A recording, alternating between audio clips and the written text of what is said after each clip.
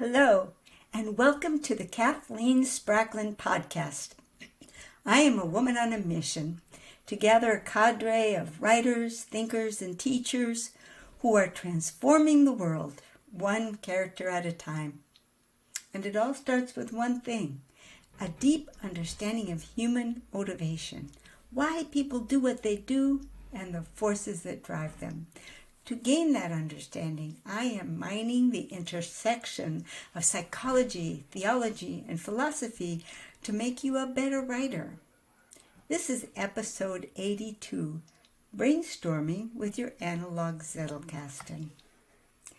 Ideas are a key factor in any writing, and ideas are very, very, very interesting concepts.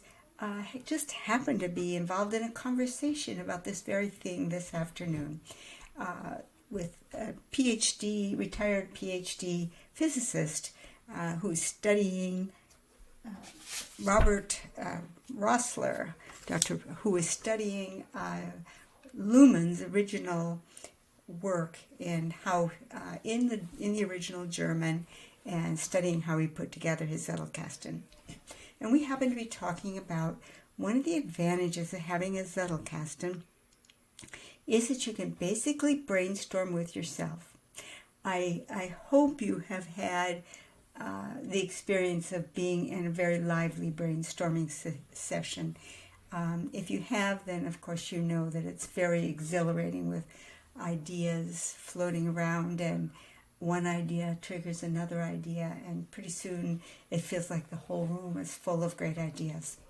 Well, you can have a very similar experience when you're working with a Zettelkasten, and I think that's part of why keeping a Zettelkasten can actually turn out to be a rather addictive behavior. And I found myself describing it this afternoon in a way that I had never been able to describe it before. I felt like I found words that fit the experience. I've struggled many times to describe that experience. And I'll try and say again tonight what it was. You have an idea. The idea is full, it's complete, it's glorious. It fills your whole mind. It's a beautiful thing, an idea. And then you jot down onto a file card some points about your idea. Well, that's just fragments of the idea, because the idea is way bigger than that. It's three-dimensional. It fills your whole mind. Your whole mind is taken up with this wonderful idea. But nevertheless, you capture onto that card the things that will bring that idea back when you look at them. Just like when you remember what you wanted to say, like we said yesterday. So you file the card. Then later, you're working in another area, a card comes up, an idea, your mind is totally full with the idea. Your whole brain is taken up thinking this wonderful idea. You put it down on the card, and now you go to file that card. Your head is still full of the wonderful idea, and guess what? It goes right next door to another card that represents an idea that was once a full-blown idea. You connect those two because that's part of the task of filing the card, is you make a note of why it goes where it goes. Why does it go right after this card? And when you do that, the first idea totally comes to life as well. And now it's almost as though your brain suddenly doubled in size, because you had your whole brain full of the original idea. The idea you pull out of the Zettelkasten is like another whole brain's worth of idea. And suddenly you've got double the thought capacity that you've ever had before. Both.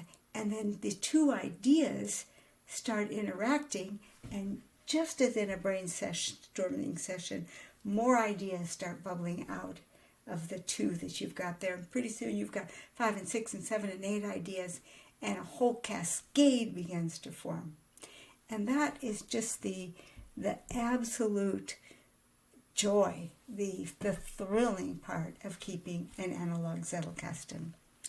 Well, it's very, very much tied to writing too, because when you are preparing a book and you're writing a book, a fiction or nonfiction, you've got something that you're trying to say and to express.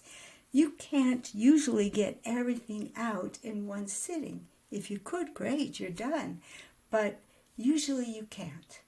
And so if you can take what you've just done, maybe it was pages and pages and pages in your yellow notebook, you just fill page after page.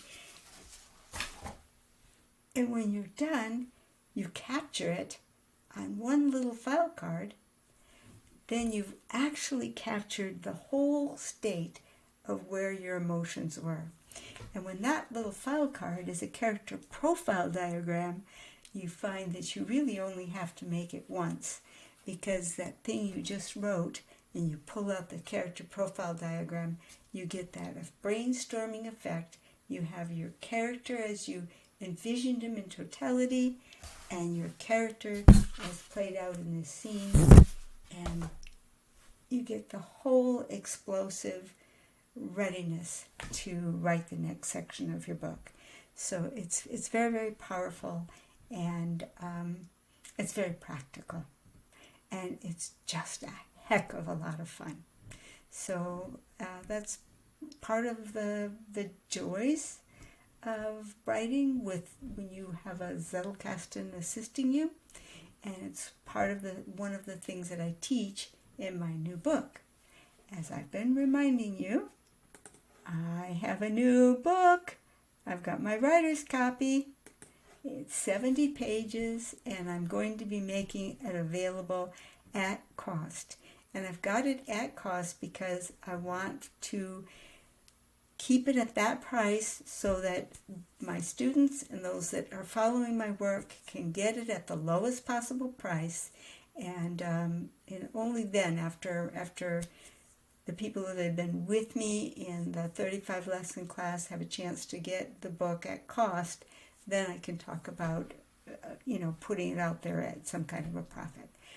Right now it's out there at cost, and we're just really days away from being ready to order it. So please jump on to KathleenSprocklin.com/earlybird and sign up for the list to be among the very, very first to hear about when you can order my book. Thank you.